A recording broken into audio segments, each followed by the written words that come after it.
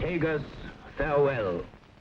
That westward with thy streams turns up the grains of gold already tried. For I, with spur and sail, go seek the Thames, gainward the sun that showeth her wealthy pride, and to the town that Brutus sought by dreams, like bended moon that leans her lusty side. My king, my country I seek, for whom I live. O mighty Jove, the winds for this me give.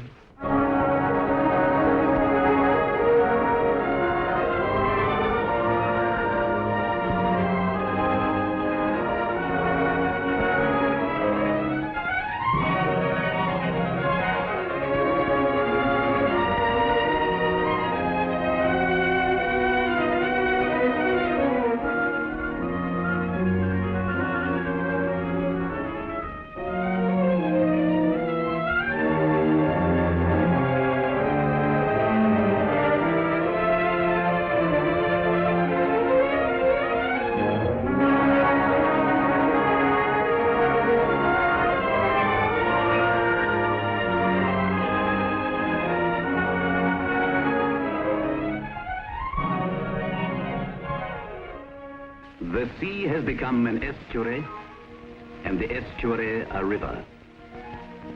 The sea and the river have their separate fleets, but twice a day there is a rendezvous.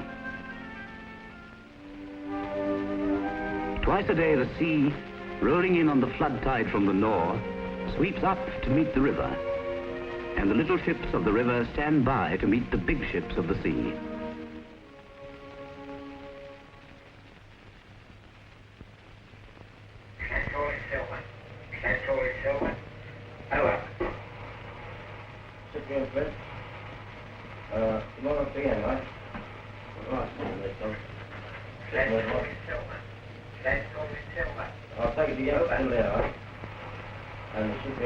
That's the Highland Princess, all right. Gravesend calling Sun 16. Gravesend calling Sun 16. Over. Hello, Gravesend.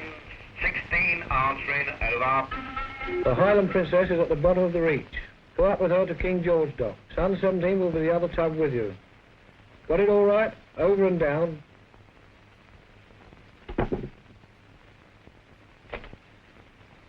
Albert Dock 2278.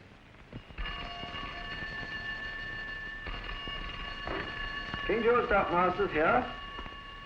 Good morning. Gravesend here, sir. Highland Princess is on her way up. All right. Well, the two sons with the Asia, I want them in dock. I'll have the Walbrook down here on the lock when she comes, the Highland Princess, and I'll have the two sunboats in with her. They'll take her right through to West Victoria. Now, will you tell your lads on the lock? All right. Okie doke. Goodbye.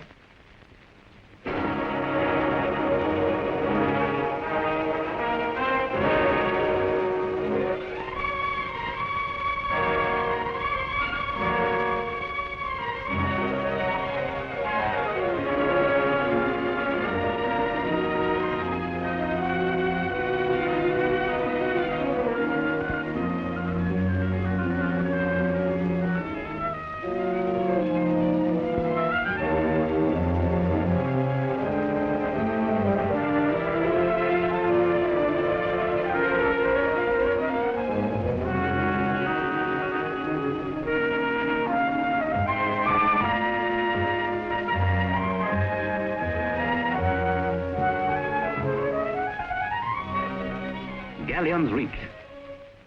The lock side lies ahead at right angles to the river. Too big to nose her way in alone, the ship of the sea surrenders to the little ships of the river.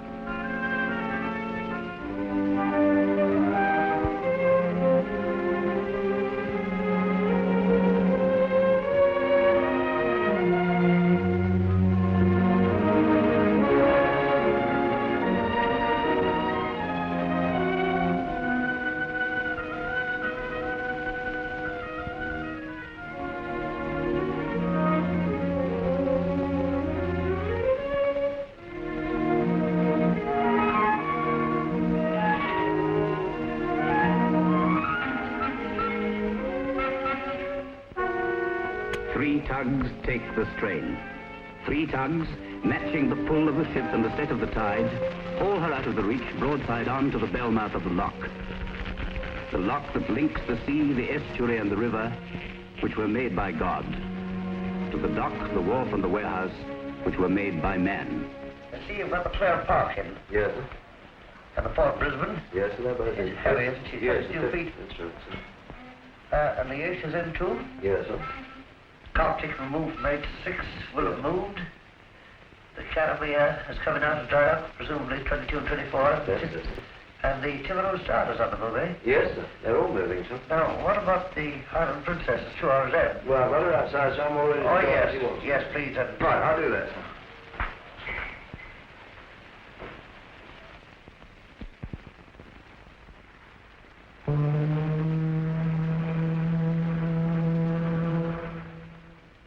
From now on, the ship's in my charge.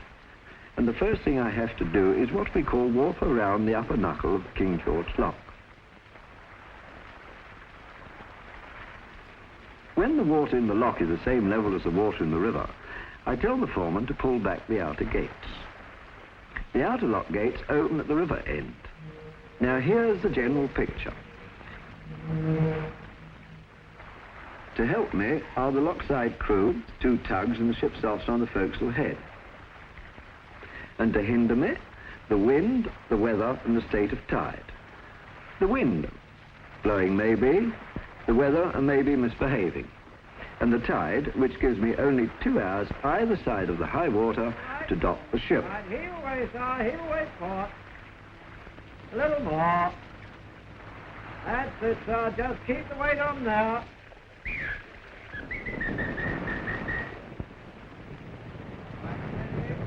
little bit more there, Chief. A little more. Thank you. Right, Chief. Don't heave any more, so just leave it like that.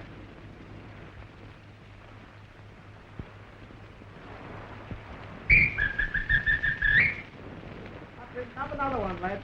Come along, another one. You are, lad. Oh, yeah. That's it. Now, Chief, will you have a backspring ready for me? I'm very, very good morning, Capitan. Buenos dias, senor. Come far. You don't talk Spanish, do you? Tell me, Captain, your Altiness tonight is at 7:30. Altiness?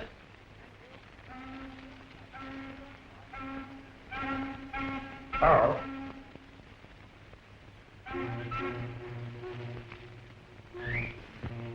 Do you anticipate any change?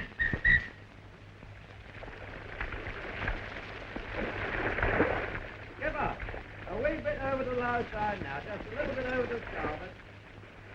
That's enough.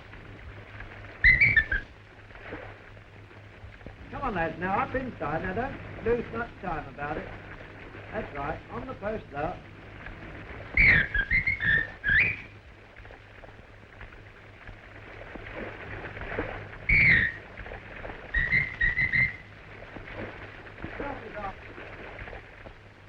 Right, The Highland Princess? Oh, yes. Now, you're going to move her on Monday. Monday evening? Yes, we'll organize that. How many tugs do you want, please? All right, well, you pay for 3 in any case. I'll give you 3. We'll organize that. I'll speak to Bernard about it, you see. That's Monday. Now, just a moment. What about your fair beast, Father? I thought she was going in the afternoon. Not at 9. She's light. For the past 20 minutes, the lock has been filling with water so fast that you can actually see her rising, similar to a lift.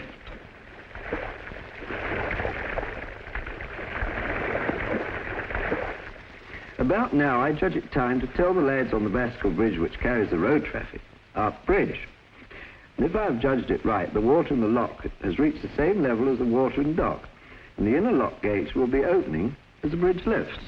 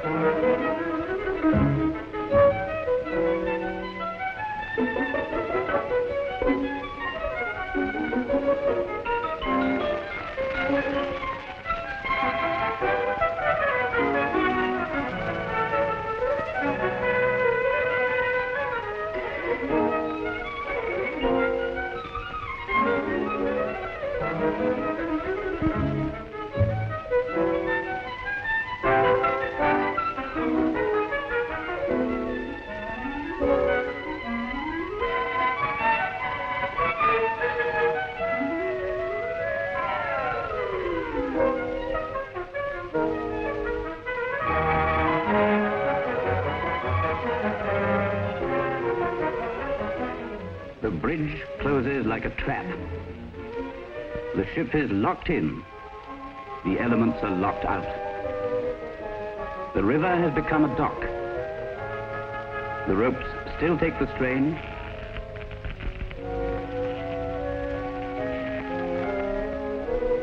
But it's easy now. There's no more tide to fight in this landlocked waterway, sheltered from the wind by the encroaching city.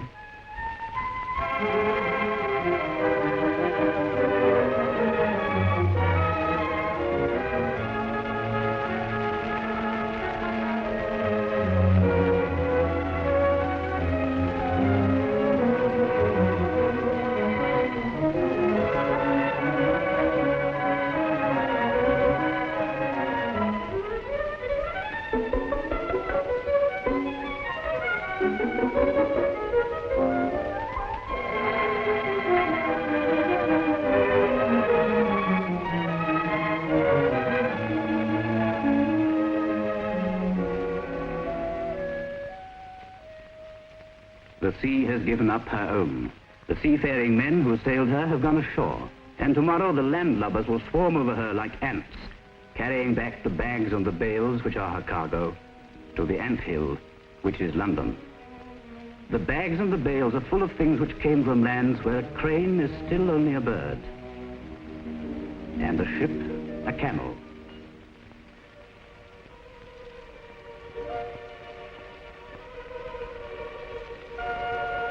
Water they knew, but it was well water where they grew as trees and became fruit. Or river water where they grew as fish and became food.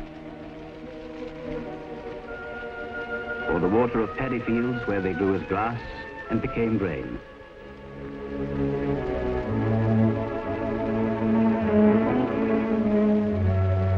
And now they are bags and bales and boxes in a dark hold, waiting as night falls for the coming of the ants in the morning.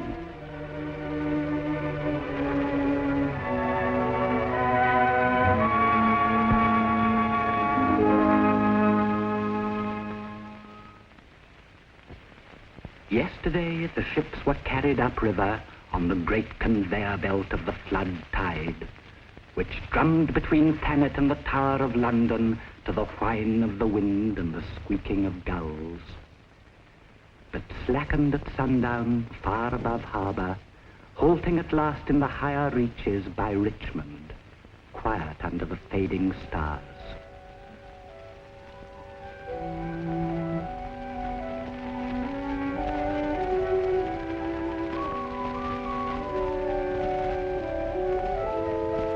And still at daybreak, the slack water sleeps and is empty of all movement, save a white regatta of swans who skirmish back and forth like yachts on a start line, awaiting the boom of the morning gun.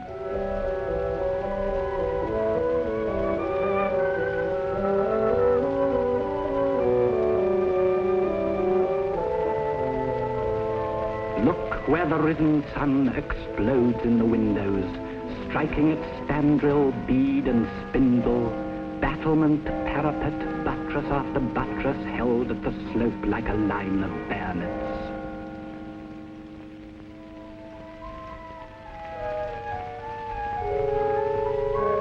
And towering above his tented army of rooftops, the great and glittering helmet of Paul. God looks down on the waking river, and the God looks back who was king of the sea. The salt sea fishes have gone to their graves' end.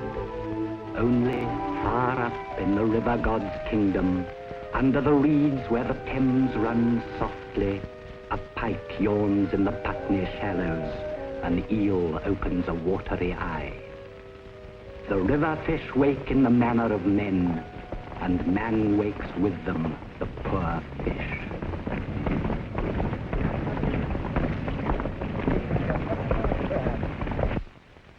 Used to be wicked.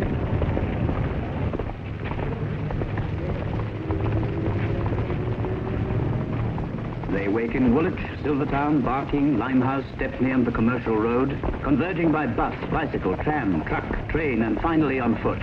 Dockers, tallymen, checkers, stevedores, hatchman, winchmen, samplers, grain porters, timber porters, teamers, tacklemen, yardmasters, shunters, pilots, tugboatmen, foyboatmen, freshwatermen, blacksmiths, boilersmiths, masons, bricklayers, joiners, shipwrights, pattern makers, ship chandlers, gangers, tractormen, coopers, bank riders, weighers, dock watchmen, dredgermen, launchmen, needlemen, jetty clerks, warehousemen, measurers, coal trimmers, lightermen, lumpers, and just as you think you've named them all, up goes a crane driver to his seat in the sky.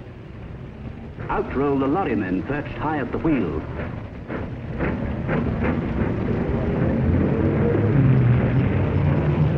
And along comes one of the Port of London Authority's own corps of policemen to stand squarely in the path of swindler or smuggler.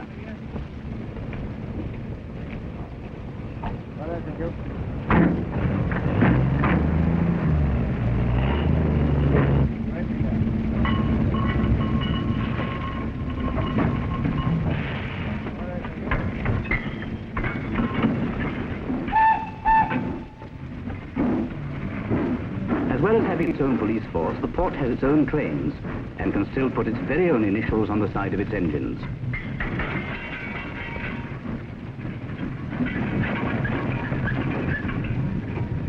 The Highland Princess. The answer at her with winches, cranes, blocks, runners, shackles, hand hooks, pinch bars, rollers, slings and snotters.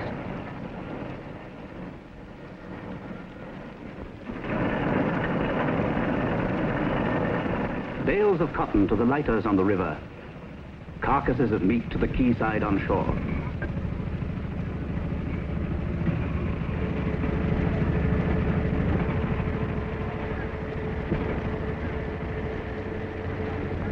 And a ship here is only one of hundreds. And a crane, towering tall as a giraffe overhead, is only one of a whole herd of giraffes, nibbling away at the skyline, and never still.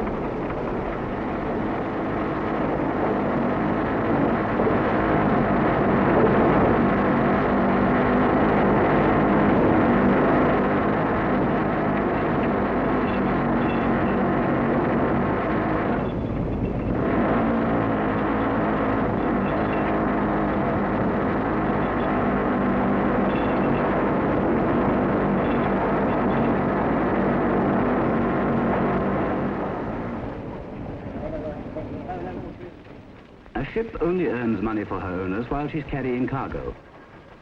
So everything that happens here is a race against time. Docking and undocking, locking and unlocking, receiving and delivering cargo by hook, conveying cargo to transit shed or warehouse, housing or unhousing cargo, examining for external damage, sampling for internal damage, opening by HM Customs, stacking, unstacking, measuring, repairing, stowage, bunkering and victualling. They call it the turnaround. And every phase and facet of the whole complex operation means advanced planning and advanced paperwork if the turnaround's to go smoothly and the ship to be on her way with a minimum wastage of her sailors' time and her owner's money.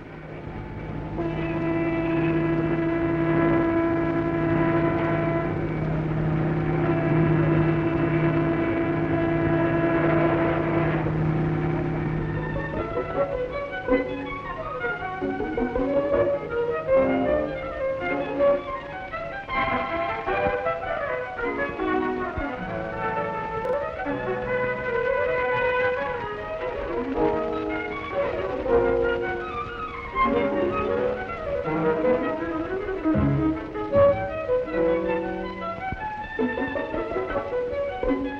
still center of all the encircling hustle and bustle, at the very hub of the hubbub, stands the stolid, four-square figure of the hatchwayman, or hatchie. The link between the crane driver with his hook and the docker with his hands. Me and my mate on the crane have worked together long enough for him to cotton on to my signals and me to know just what he and his crane can do, see? From up where he sits, he can only see his load, his set we call it, as far as the edge of the ship's hold. After that, he can't see it no further, and I take over. For as I can see everything. I can look down into the ship's hold, and I can look up and signal my mate where he sits on his crane.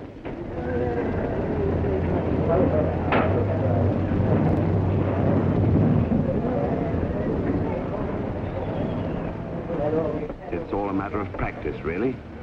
Nothing will get broke so long as he keeps his eye on my signals. See?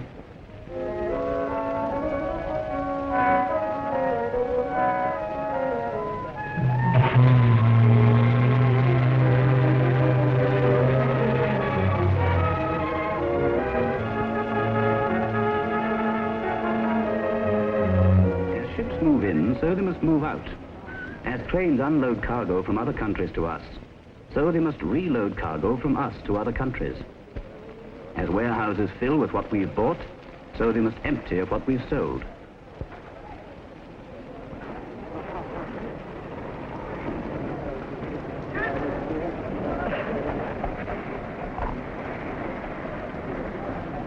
Only the ship's side and a couple of yards separate these rolls of paper in the lighter from the stevedores waiting to receive them in the ship's hold. But it's a goodish journey as the crane flies.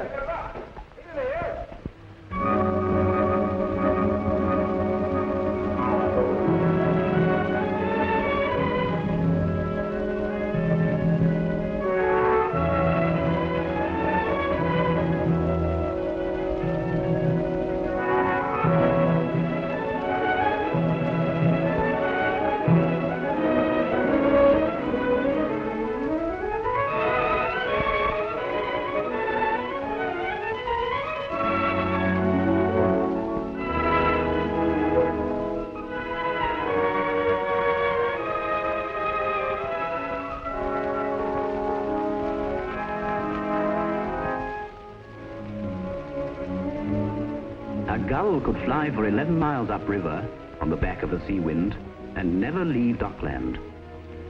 And a Londoner could live wrapped in the same old land breeze for 11 years and never know about the existence of this strange country on his back doorstep.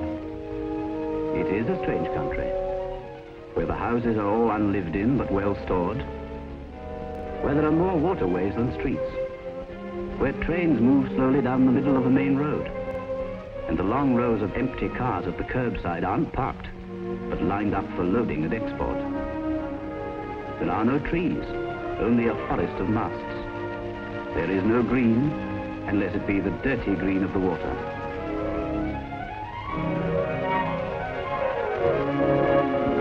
A gull flying upriver could mistake it in southern sunshine for Venice and the 100 architected islands that litter the banks of the Grand Canal.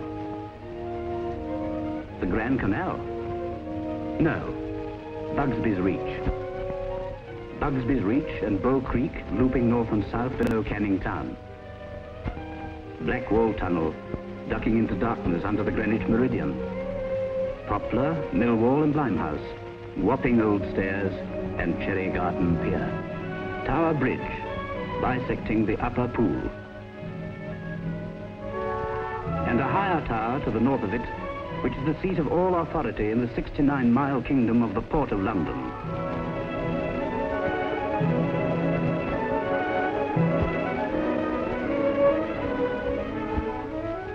Behind whose walls, behind whose windows, between the covers of whose books, lies the story of the ships that are and the ships that were, of London past and London present, the river today and the river yesterday.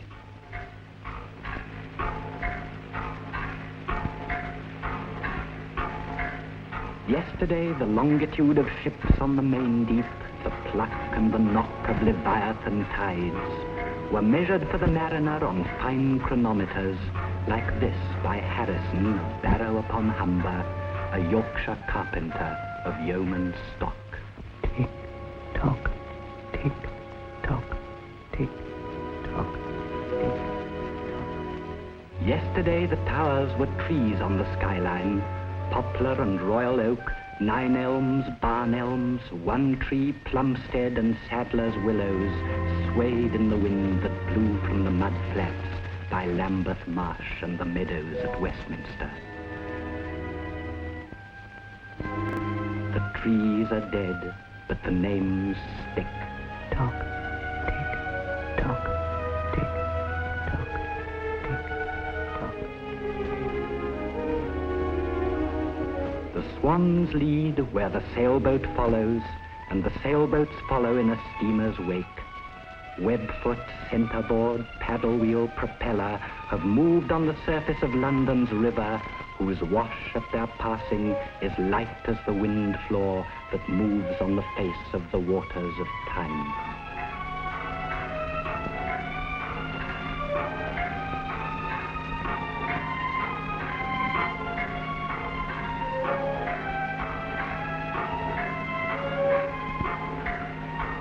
And still in the winter, the air is heavy with the sweet smell of malt, the tang of tobacco, and the sleepy fragrance from wharf and warehouse of summer harvest and autumn vintage. Wine in the wood and the 10 spices, nutmeg, ginger, cloves, red capsicum, cassia, chilies, grain of paradise, pepper, pimiento, cinnamon quills. Hampstead was a hill on the far horizon where ploughboys, walking under a wide sky, could whistle downwind to the distant city, to ships under sail and the sail of a windmill turning in the shadow of old St. Paul's. And Londoners, waiting by the river stairheads, could whistle up wherries whose watermen cried, "Eastward ho, westward ho, whither would you journey?"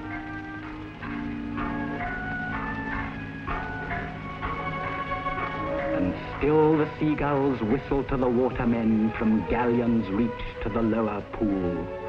The collier leads where the wherryboat follows, and wherryboats sail in the wake of swans.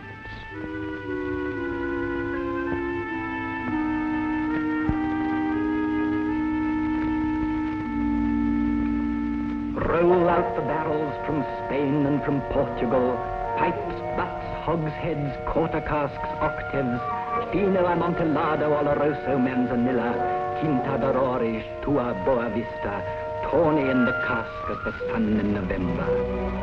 Roll them to London, O bountiful billows, In Firkin and Kilderkin, see where they come, shipped by Fonseca, Ferreira, De Soto, Coburn, Sandeman, Campbell and Menzies, belly-fat barrels, rotund as an alderman, rumbling to rest like a big bass drum.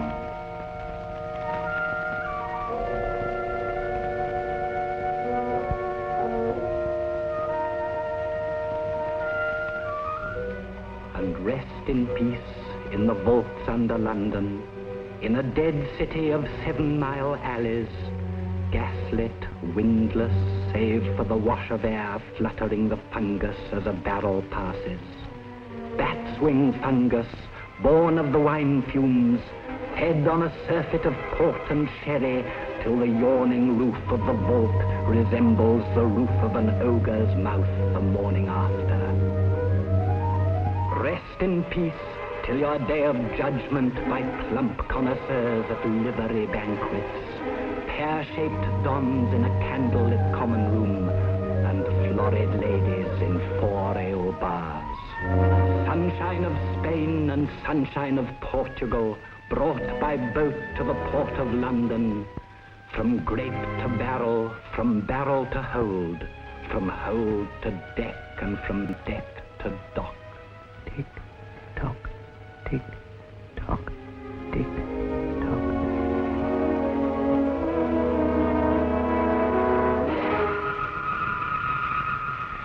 We leave on the ebb. The Blue Peter's hoisted. Oh, perfectly all right. I think so. We'll organize that. Adios, amigo.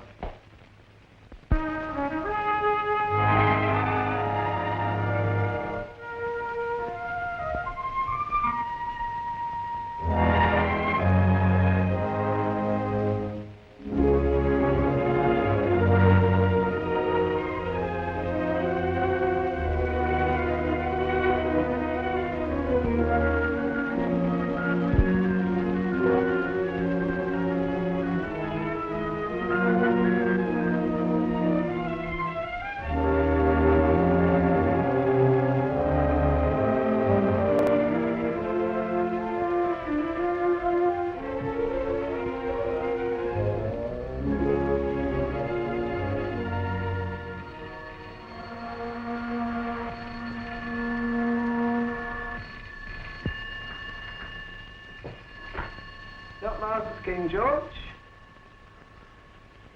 Oh, she's on her berth. Locked line, she ought to be in a berth a couple of hours from now in the bay. Right, sir. Is that all right? Cheer up.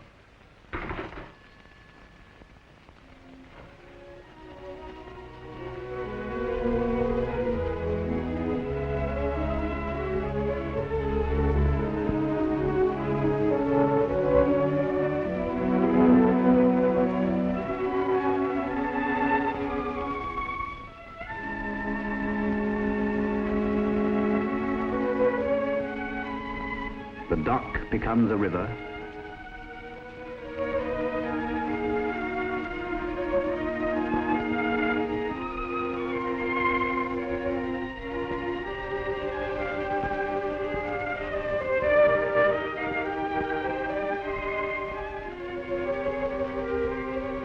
The river becomes an estuary.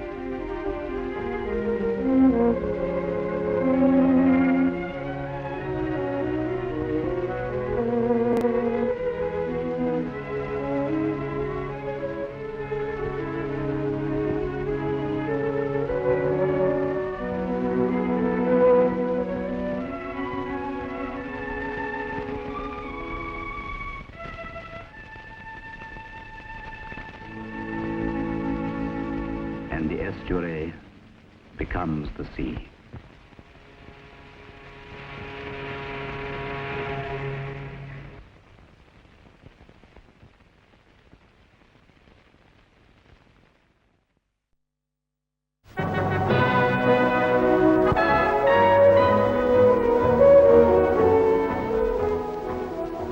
The Port of London, 69 miles of the tidal Thames from Teddington to the north, including 5 great enclosed dock systems and hundreds of wharves. All this is controlled from its headquarters on Tower Hill by the Port of London Authority. a self-supporting public trust for public service. The authorities board is made up of 29 members appointed or elected, representing the principal categories of the users of the port. Working costs are met by revenue from port rates levied on goods and from charges for services to shipping and to merchants. From the lazy river, through the busy river, to the open river.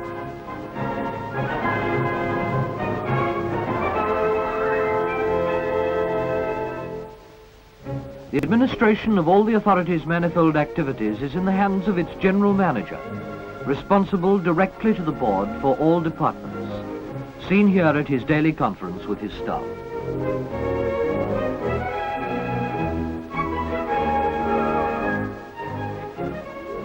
First, the river. Its banks, particularly in the middle reaches, are lined with hundreds of privately owned wharves like these. Every day the harbour service patrol every yard of those 69 miles, some of them continually.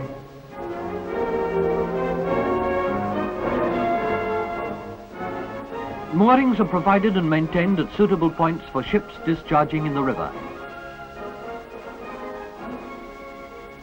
The input and output of many factories, small or vast, like the sugar refinery at Silvertown, must be catered for. A fleet of dredgers is continually at work on the main channel, and much of the silt is towed in barges and then pumped ashore here at Rainham to reclaim acres of low-lying land.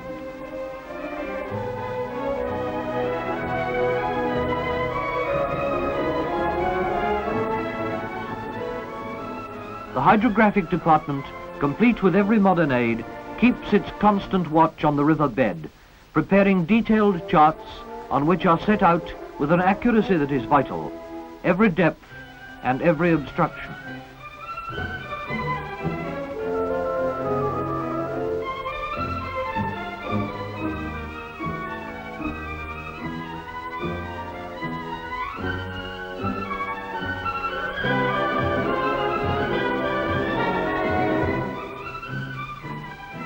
Powerful salvage vessels stand by ready for immediate call.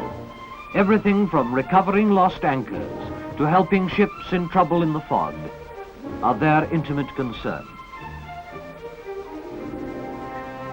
Only a few miles below Tower Bridge and already the river has become a broad highway. Lower down still at Dagenham, the output of the Ford Works, employing 30,000 men, depends to a great extent upon the waterway. Busily chugging barges remind us the authority registers all craft and licenses all watermen and lightermen. Another vast and complex problem is the prevention of pollution. Samples are taken unceasingly, as from this outfall, and analyzed.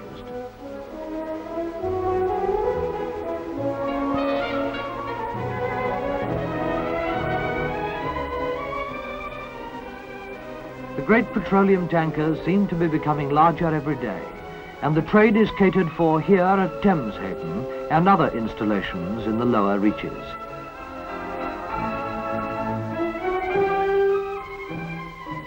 At Gravesend, opposite Tilbury, the Thames Navigation Service, with radar and every device known to modern science, acts as an aid to safe navigation, giving vital information round the clock to ships entering and leaving the port.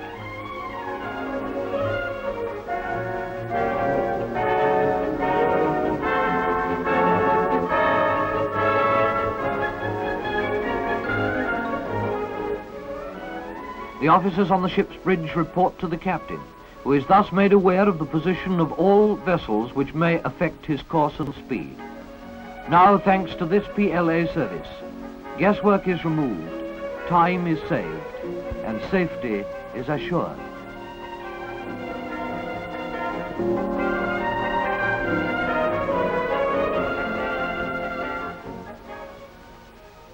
This, then, is the river, the source of London's life, the lazy river, the people's river,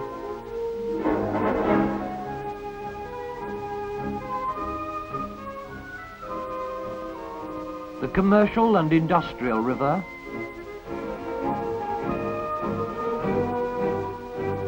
the river as it begins to open out at Gravesend, where the customs, health, tug and intelligence services are controlled from.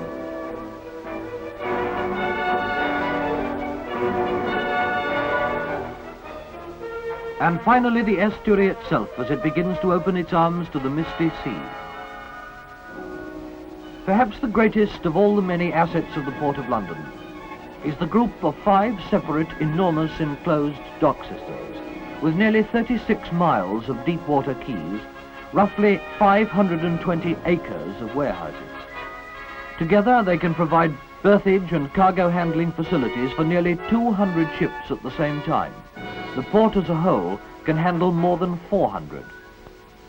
The Thames has a tidal range of up to 21 feet, but by means of powerful impounding pumps like these, the docks themselves maintain constant high water level, and by means of locks they are open to shipping at all hours of the day and night, depending on the state of the tide in the river. Another feature of the port is the free water clause, by which barges and other river craft can enter the docks free of all dues to load and transport cargo to the wards. Lists showing the stations of all shipping in the docks and their arrival dates and times are published daily.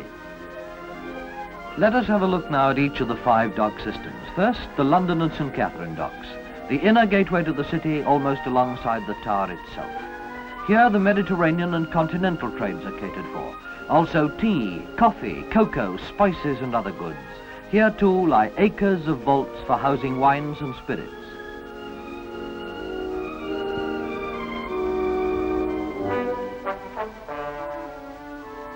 Surrey Commercial Docks, the only group of the 5 on the south bank of the river, are a maze of no less than 11 docks, concerned mainly with wood, for which there are acres of shed and open storage space.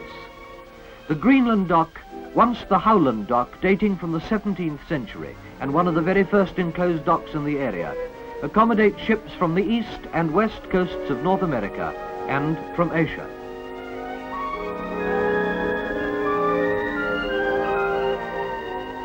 Opposite Greenwich, on the sweep of land where the hunting dogs from the Royal Palace used to be kennelled and exercised, the area known even today as the Isle of Dogs, though it is not an island and somewhat denuded of dogs, lie the India and Millwall docks, 5 more areas of shelter and service, from Limehouse to Blackwall. The connection with the Indies, which gave this group its name, is still maintained, but its trade now extends to Europe, Africa and the Far East. This group, too, has warehouses for general goods, a granary and a flour mill.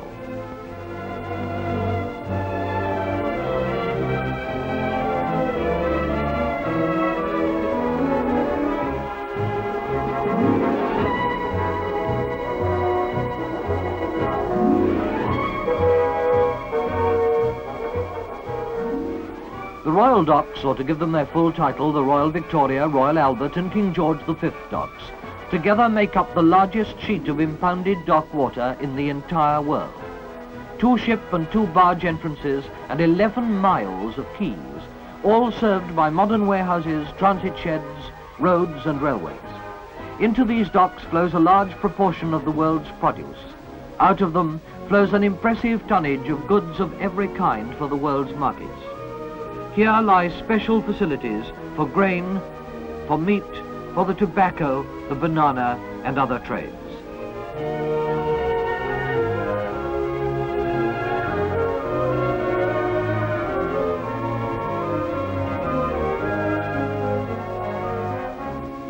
Tilbury Docks, 26 miles below London Bridge and 24 inside the Nore, consist of a main dock and 3 branch docks with their attendant basins. One is apt to think of Tilbury in terms of passenger traffic, but it also covers a wide cargo trade to points around the world, as well as the developing drive-on, drive-off ferry trade with the continent. Behind these present docks, on the authorities' land, will rise the vast extensions at present in the planning stage.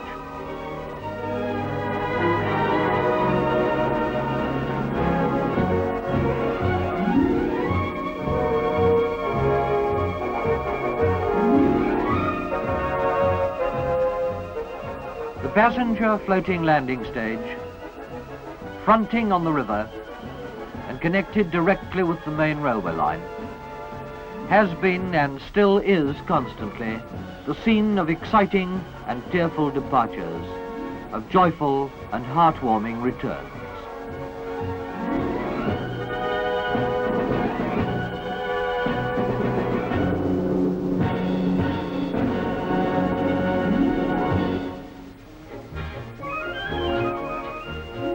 commercial connections of the authority cover every conceivable commodity.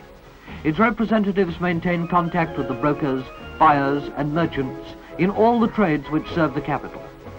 A brief look first at our daily bread. Here in the Corn Exchange, the PLA representative contacts and serves the brokers.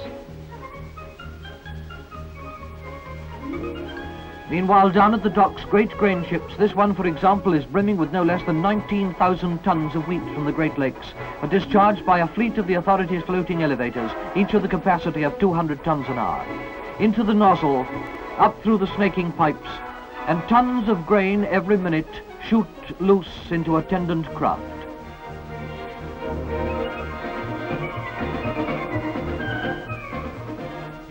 Or are perhaps carefully bagged for storage or immediate delivery by road, rail or water, anywhere they are wanted. The central granary at Millwall Docks alone has a storage capacity of over 24,000 tons. Or frequently the grain ships discharge direct into one of the 5 dockside flour mills.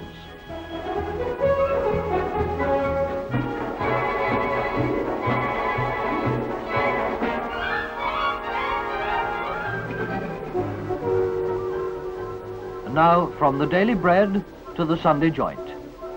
Frozen and chilled meat from across the world is handled here, largely at the Royal Docks. Alongside the quays are 3 cold stores with all facilities for inspection, cutting and glanding. At the Royal Victoria Dock, there are specially equipped berths through which meat can be delivered to London or provincial markets within a matter of hours of the arrival of the meat ships. At London historic central meat market of Smithfield, the authority maintains 2 cold stores with accommodation for 2 million carcasses. And to accompany all or any food, the lovely gift of wine. From France, from Spain, from Portugal, yes, and from the Commonwealth, the wine is welcomed, sometimes to lie in the 20 quiet acres of bonded vaults, which offer storage for 4 million gallons in ideal conditions for weeks, for months, perhaps for years, under constant customs watch. And in Cutler Street warehouse, spacious, spotless cellars provide facilities for the filling of as many as 12,000 bottles daily for distribution to retailers on behalf of the wine trade.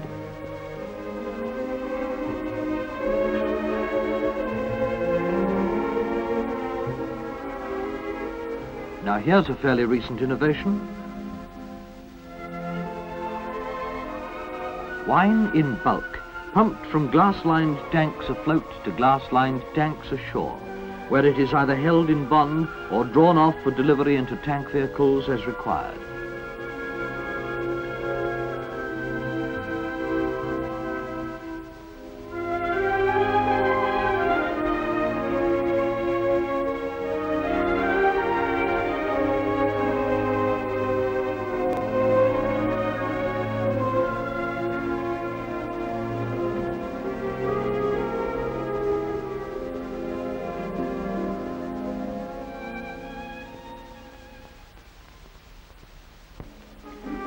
And now let us turn from inner warmth to outer warmth. At London Dock, 16 acres of floor space are available for the storage of up to 40,000 bales of wool, which reach us from Australia, New Zealand, Africa, and South America too.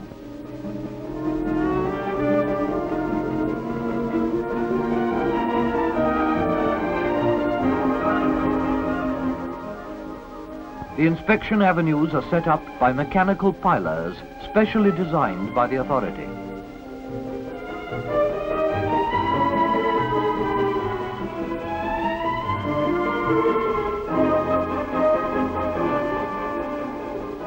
Specially built show floors with north lighting are set apart for the display of up to 17,000 bales for inspection by buyers prior to the sales at the London Wool Exchange.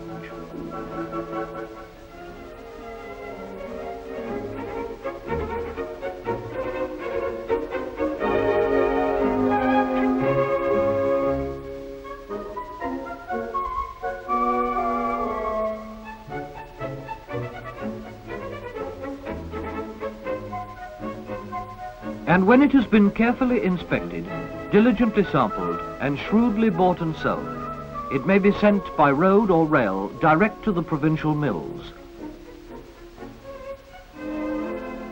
or it may be re-exported by sea.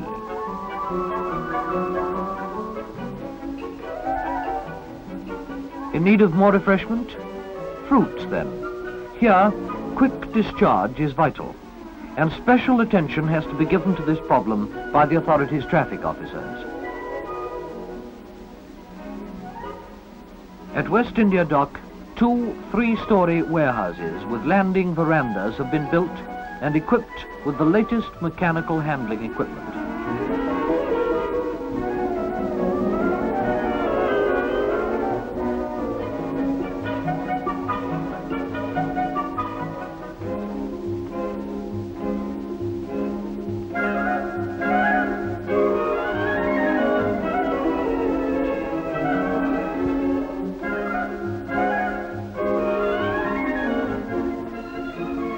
Wide access to the shed platforms facilitates rapid delivery of this precious but perishable commodity.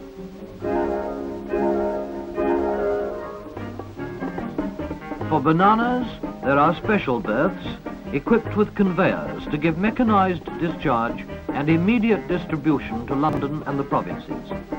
These ships may carry up to 125,000 stems, some 87,000 of which can be unloaded in a single day.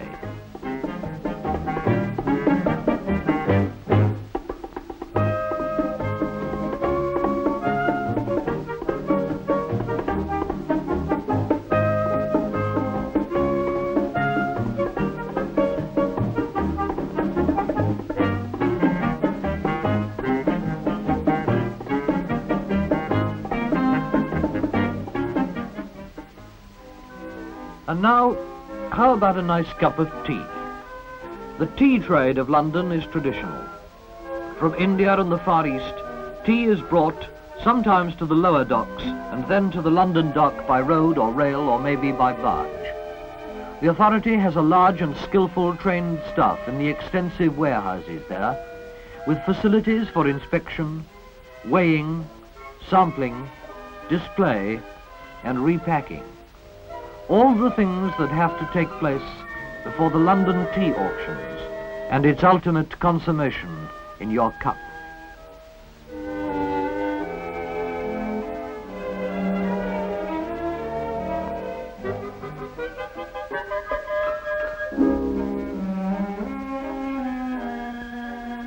Sugar in your tea? At West India Docks, the authority discharged cargoes of bulk sugar, golden in its raw state, using 5-ton cranes with heavy grabs attached. Mechanical dozers sweep the sugar from the 'tween decks into the lower hold and the hungry jaws of the giant grabs. Outputs of 500 tons per gang per day are frequently achieved.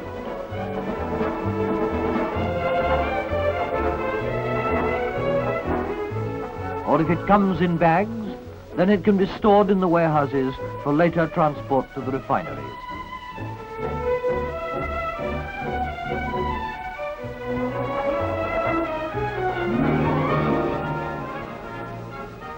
Do you smoke, perhaps?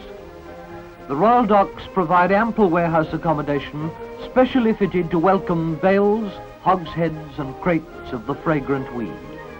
Here again, the customs supervise and check every detailed process as the tobacco is turned out, weighed, and generally cared for before being repacked and stored until the time comes for it to be delivered to the manufacturers.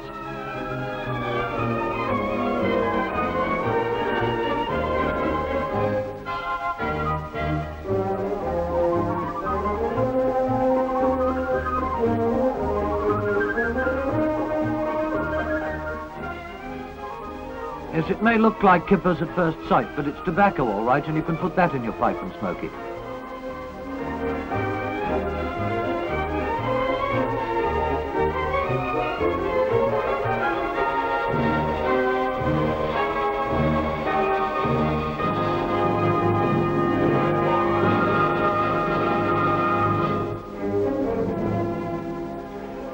The trade in timber has been associated for many, many years with the Surrey Dock Group, and it will continue so for many, many years to come.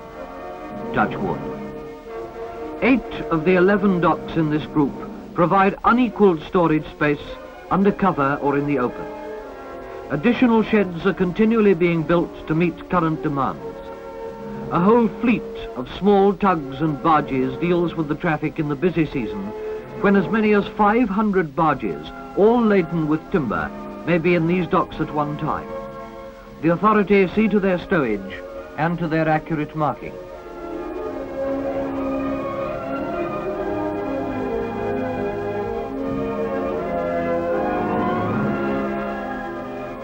They also see to the preparation of the landing accounts.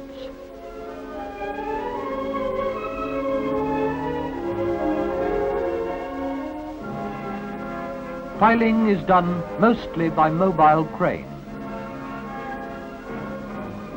And as the particular uses of plywood have increased, so has the dock accommodation been augmented with new sheds, sometimes with a roof span of 125 feet, and high vaulted to allow of lofty piling by the forklift trucks.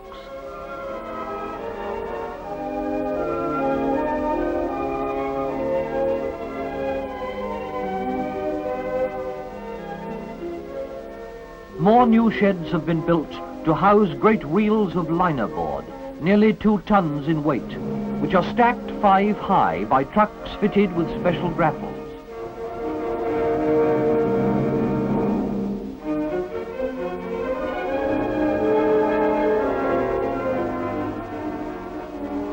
Floated timber is rafted to specification by skilled and trained staff and stored in the graciously named waters of Lavender and Lady docks.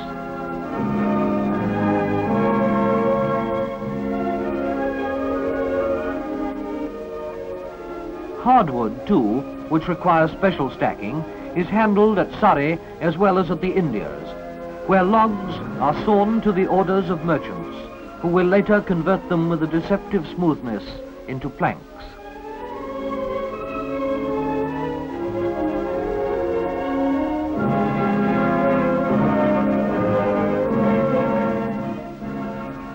In Cutler Street lies the authorities' largest city warehouse, containing no less than 5 acres of floor space. Inside, a rare and precious commodity. The world market for ivory is centred in London, where PLA experts, their very lives devoted to this valuable substance, measure, handle, value, and nurture it with the immense care that it demands. And here is the complete floor of Cutler Street warehouse, reserved for the storage of valuable carpets from the Orient, and for their display to and inspection by buyers with worldwide connections.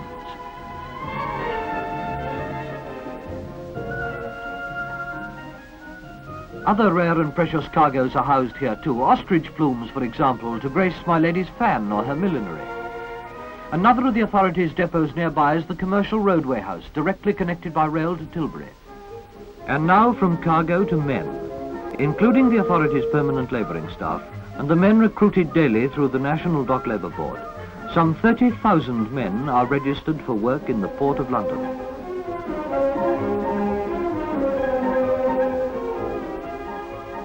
The authorities' police, a force of nearly 600 with its own training school, CID and flying squad, protects this front door of the kingdom, keeping a strict check on all traffic passing in or out of the dock entrances.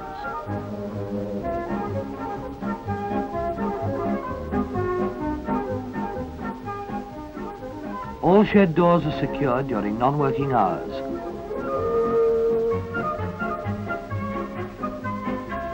Inside, canteens provide good, cheap meals for those whose work is there, while mobile canteens cater for the hallowed muggo or tea break.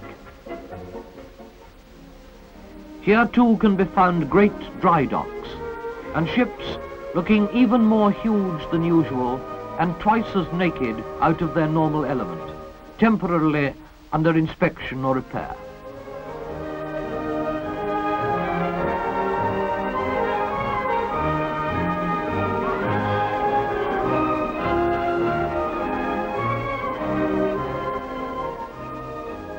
To maneuver great ships in confined waters, those powerful pygmies of the shipping world, members of the authorities' fleet of tugs, provide towage facilities. As in the river, so in the docks, dredgers painstakingly maintain the authorized depths. Cargoes need cranes.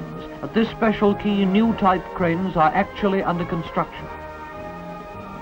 The problems of rebuilding, extension and improvement are always in hand. Here is number 4 shed, Royal Victoria Dock. Once a mud chute, and now the largest clear span shed in Great Britain. It is no less than 700 feet long and 200 feet wide in one colossal span.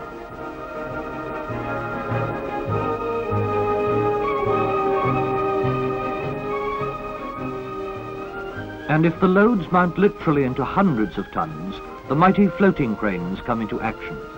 This immense transformer is on its way to South Africa, and it weighs a full 100 tons. But the authorities' London Mammoth, a gentle giant that can lift 200, almost makes light of it.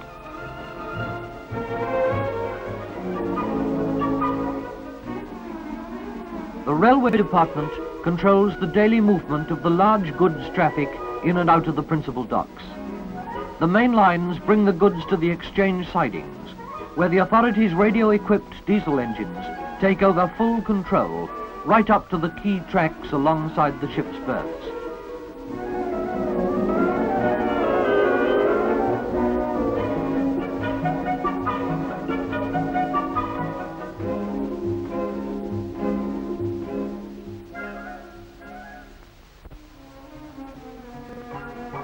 Not only goods, but human cargo has to be catered for by the authority. In fact, facilities are available at all the principal docks, but primarily, passengers mean Tilbury. And here is number 1 berth, specially designed for efficiency and the comfort of passengers and those who go to see them off or welcome them home.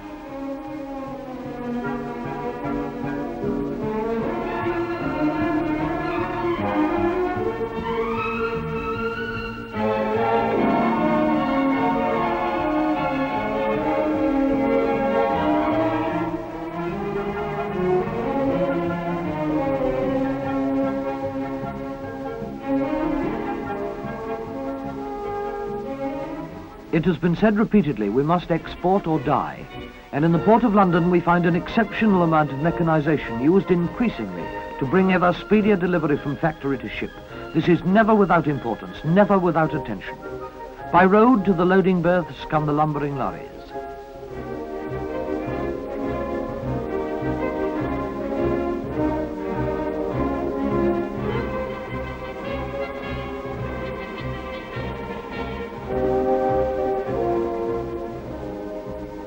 Special liaison with British Railways maintains export rail traffic from the provinces via the dock sidings through to the sheds alongside the ships.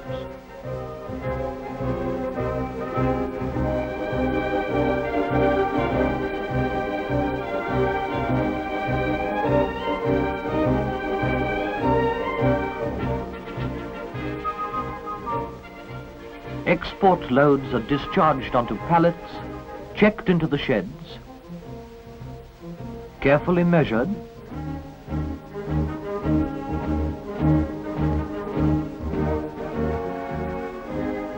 and sorted to port marks so that the predetermined loading order laid down by the ship's cargo plan may be quickly and easily followed.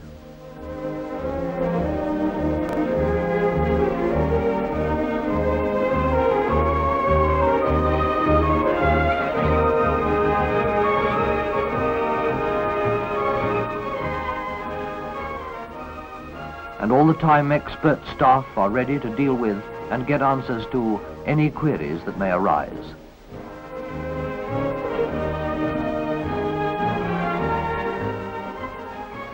The customs man must have the right to open whatever he pleases for examination, even if it does seem to be nearly always the one right at the back.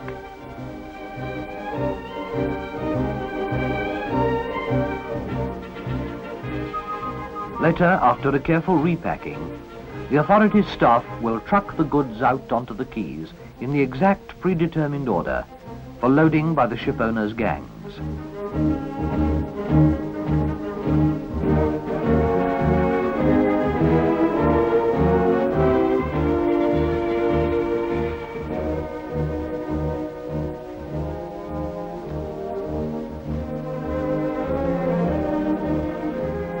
These figures, of course, speak for themselves.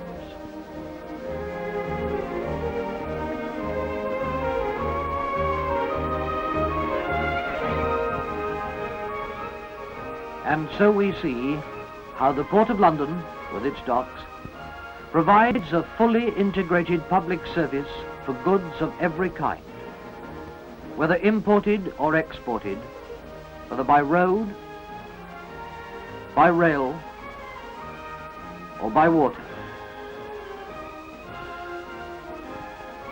And the Port of London Authority, its roots deep in the past, its eye firmly on the future, provides, maintains and develops every facility required by modern ships and their cargoes, thus being, in the endless chain of commerce across the civilized world, the vital link.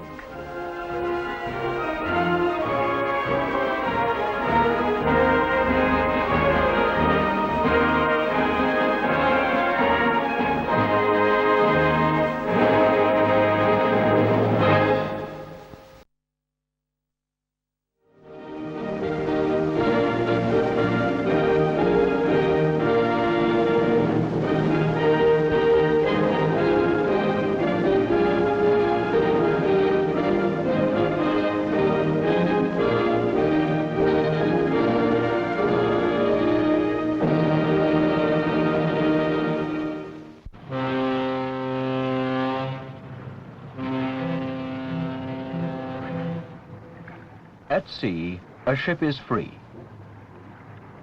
But as she reaches the wide estuary of the Thames towards the end of her voyage, she's no longer mistress of her fate. A pilot has already brought her round the coast, and now another is taking her up the river, amongst the great procession of shipping that comes up on the tide.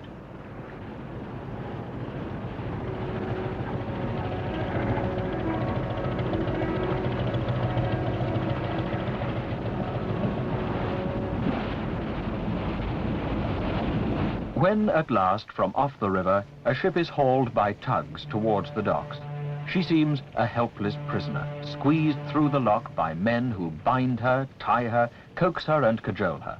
Men like the dockmaster, to whom she's now entrusted. It'll take about 2 hours to get the ship through the lock and onto a berth. The vessel of 14,000 tons and moving into the comparatively small lock in connection with the size of the ship. Now, this is done by the pilot on the bridge, assisted by tugs, engines of the ship, and also on the lock side you have the Port of London Authority staff who will take over the ship once the first rope is ashore. All the signals are given by whistle, that is for the use of the main engines and or the use of tugs.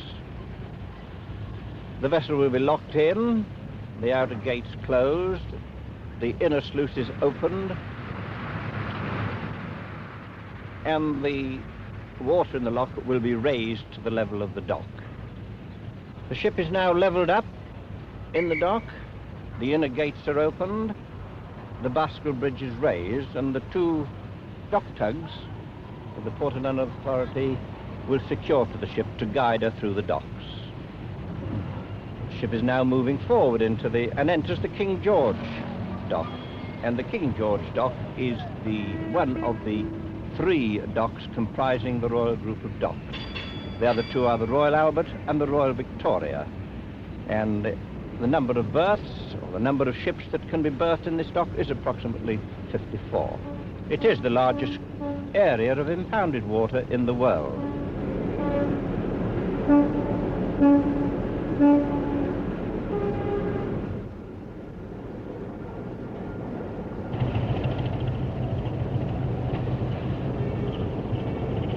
On the bridge, the ship's officers see the end of their voyage. Their ship, the Hinakura, has come all the way from New Zealand, a voyage of 30 days. But now the men of the land take over from the men of the sea, swarming on board to unload the ship's cargo of meat and wool.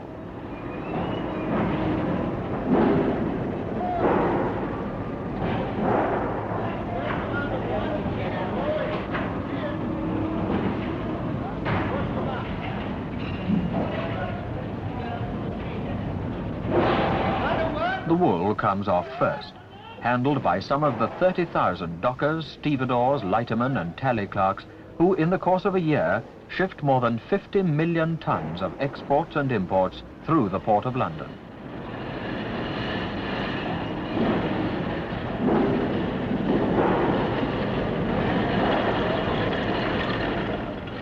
Not all the wool is for Britain. Some of it will be transshipped to other European ports. And while in the sheds this is separated from the rest, the ship's second cargo, meat, comes off, out of its deep freeze holds, to be dispatched to the London meat market, from where it will eventually find its way to many family dinner tables.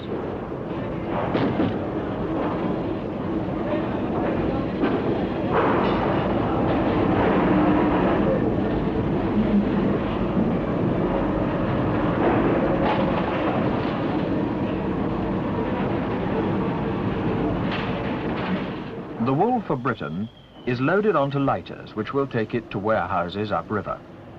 The remainder awaits shipment on other vessels to the different continental countries who have ordered it. London is not just the premier port of Great Britain, but a key junction for the trade routes of Europe as a whole. This then is the Hinekura at the end of her voyage. How did she find her cargo?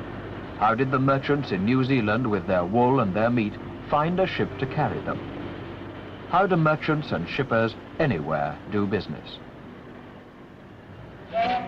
The Port of London is used by ships of every country, but that's not the capital's only service to the shipping of the world. At this moment, sailing the high seas are ships like these, ships of foreign countries, who even when they're not trading with London at all, may nevertheless have obtained their cargoes through London's businessmen. For London is an international centre of commerce, and it contains the greatest shipping market in the world, the Baltic Exchange, in the city. Here, agents representing merchants all over the world come to find ships for their clients' cargoes. And here, ship owners, acting through brokers, can meet them. One has a cargo, the other a ship, not a liner operating on a regular route, but a tramp steamer that will sail anywhere in the world if the business is profitable. A foreign ship and a foreign cargo. A voyage that will never touch Britain, but it's here it's arranged, through a word-of-mouth deal that both sides consider binding.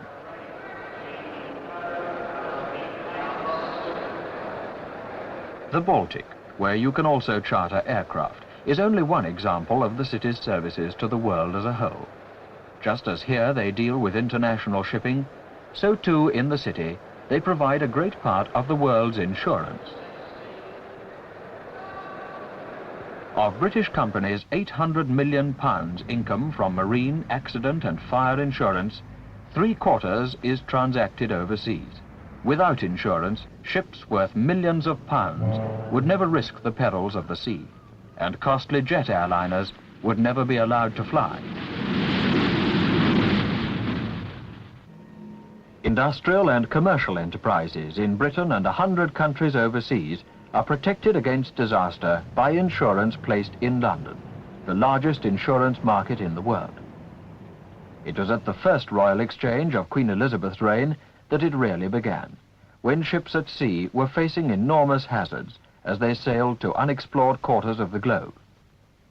To cover themselves against possible loss, merchants gathered together to pay small sums into a common fund, which would then pay out to any merchant who lost his ship.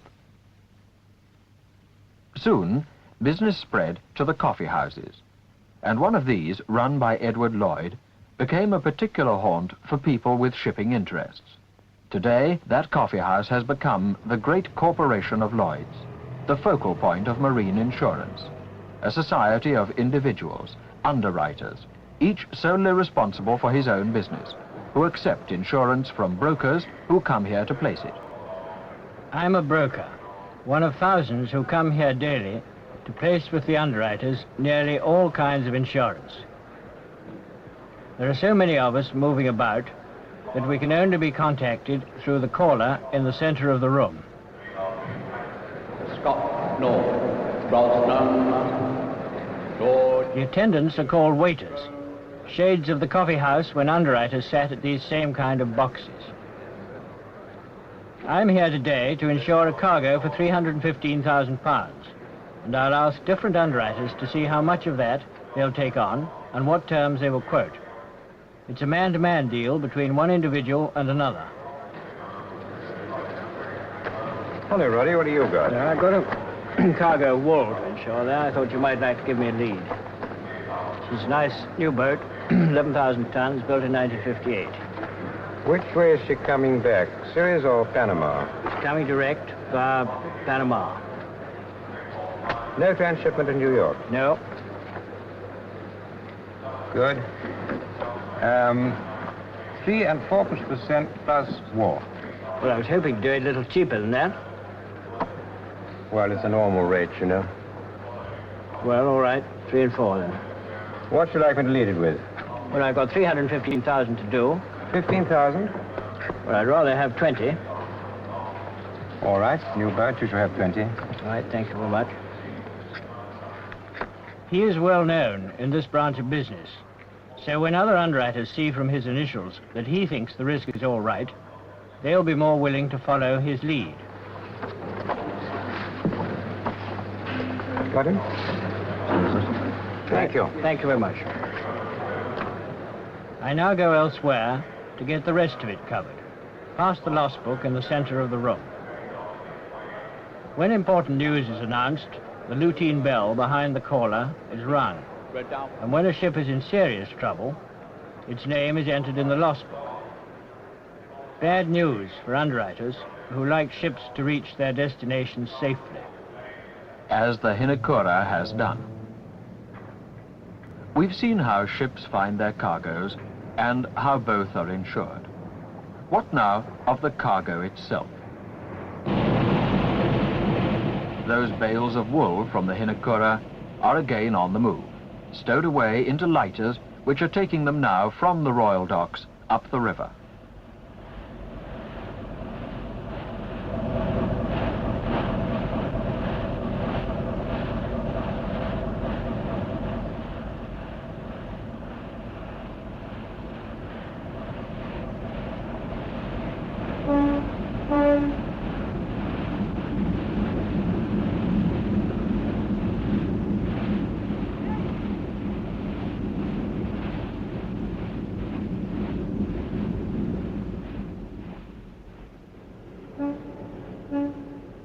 The lighters are making for the wool warehouses, close to the City of London. And here, the wool is put into the hands of the people who deal with it next. The London wool brokers, agents for the farmers who produced the wool in New Zealand, Australia, and elsewhere. Here, in the warehouse, they invite buyers from all over Europe to sample the wool which in a few days' time will be sold by auction in the city's wool exchange.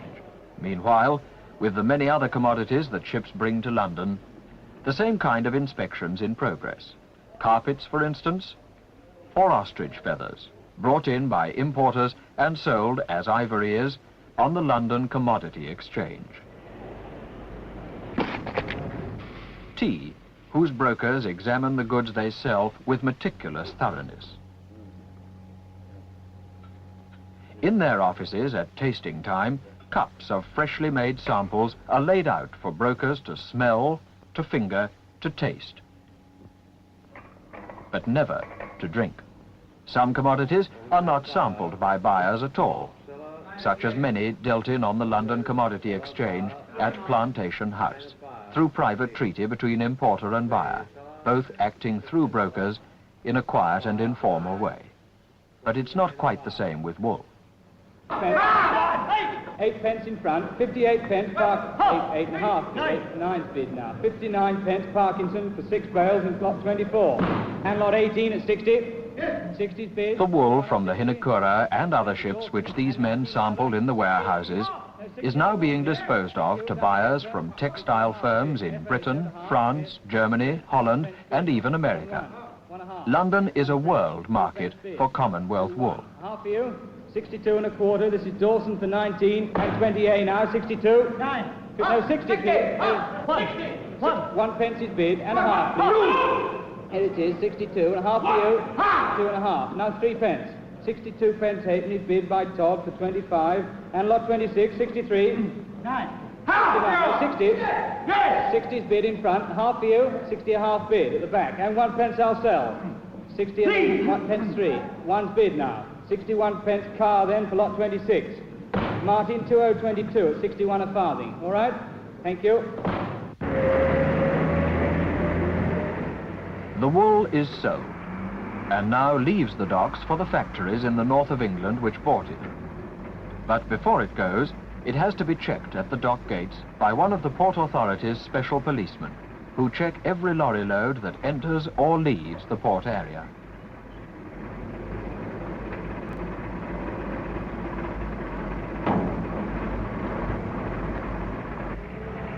To get his wool all this way has cost the farmer who produced it a great deal of money. How does he manage when it's not until now that he's paid? Well, that's where the banks come in. And here again, it's in the City of London that the nation's banking resources are concentrated. Their nucleus is the Bank of England, which began in 1694 with 17 clerks and 2 doorkeepers, furnished with ink, paper, and sand, but which today employs over 6,000. The Bank of England issues our banknotes, as you can see for yourself if you look at one. It's also bank to the government, and bank to most of the other banks, whose head offices are a stone's throw from here. It's at one of those banks that this banker works. Yes, but there have been bankers around here for ages. Even when the first Royal Exchange was built in Queen Elizabeth's reign, London bankers already had a growing reputation. In the 14th century, Italian moneylenders from Lombardy had settled in this street which now bears their name. Thanks to them and the goldsmiths who succeeded them, London's banking houses were soon influencing the financial and commercial affairs of the world. With their distinctive signs, banks are still clustered together in Lombard Street today.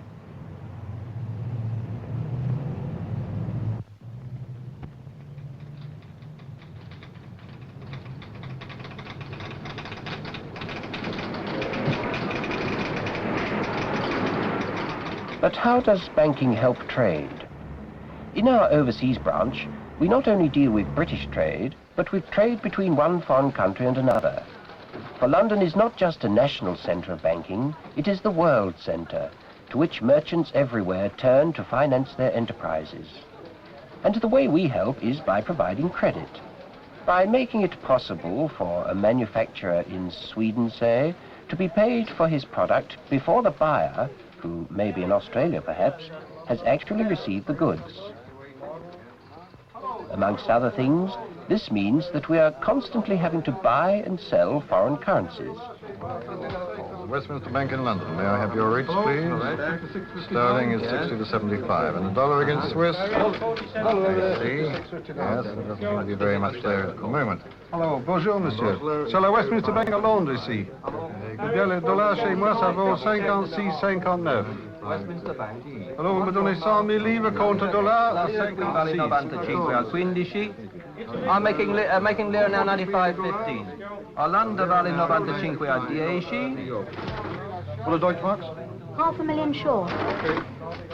Dollars, 55.58. Take £250,000 at 58. Without banks, most overseas trade would cease.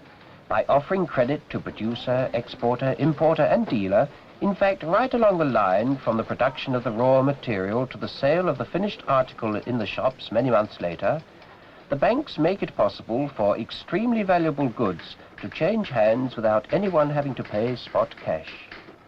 Moi, ça vaut 2,86,59. Buongiorno, la lira qui vale 95 a 15. 60,95 zu 61,10. Belgio 21,24.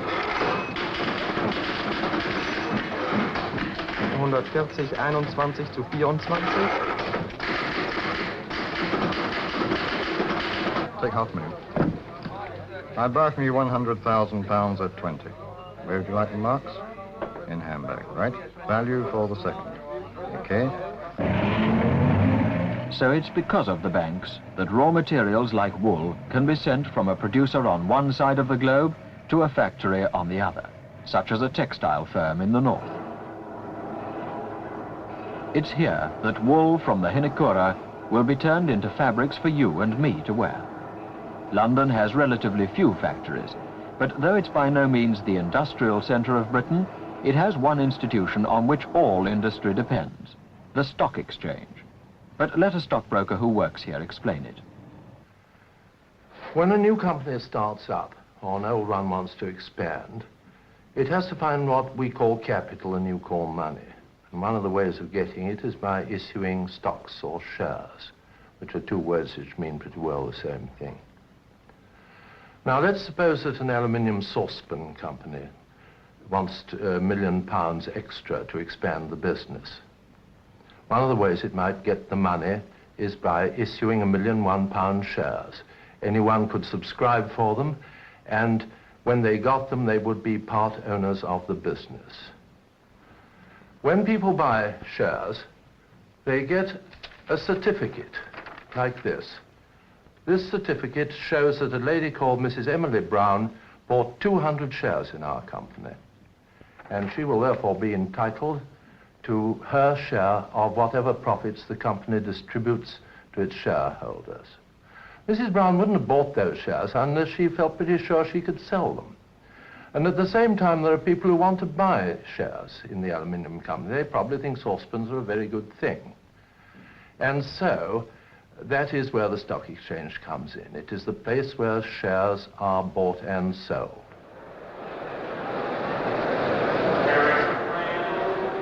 From its beginnings on the Royal Exchange and later in the coffee houses of London, the Stock Exchange has grown enormously. 3 out of every 4 adults in this country are affected by what happens here. For the money they pay out for life insurance or contribute to trade union or pension funds is invested here. The Stock Exchange is vital to the government as a means of borrowing from the people, and vital to industry and commerce, for without it, companies could never raise enough money to start up in the first place or expand production. Without it, they could never export on the scale that they do. These cars, for instance, might never have been produced in such vast quantities, cars which here are lined up for export from London's docks. And this completes the cycle. While raw materials come in, manufactured goods go out. Goods trains from factories all over Britain are handed over to the Port Authorities Railway to carry the freight to the ships.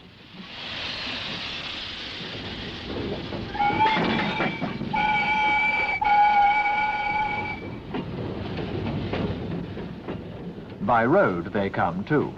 Manufactured goods of all kinds made from the raw materials that in some cases arrived from abroad at these very same docks. Wool came in, but textiles go out.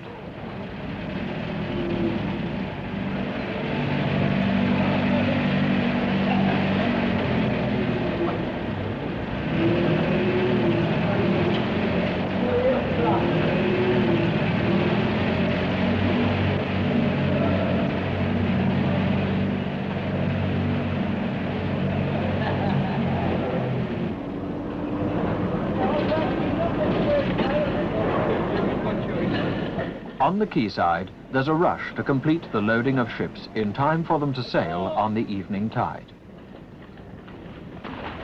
Laden with British manufactured goods and bound once more for New Zealand is the Hinekura, a ship which came here with wool, wool which would not have been imported without the work of the banks or the London brokers who sold it to firms in the north to turn into textiles. Textiles which other ships from the docks will soon be exporting. Goods made by firms who depend on the City of London for capital, credit and insurance. Goods dispatched at last by the men of the London docks. Oh, you're in, Bill.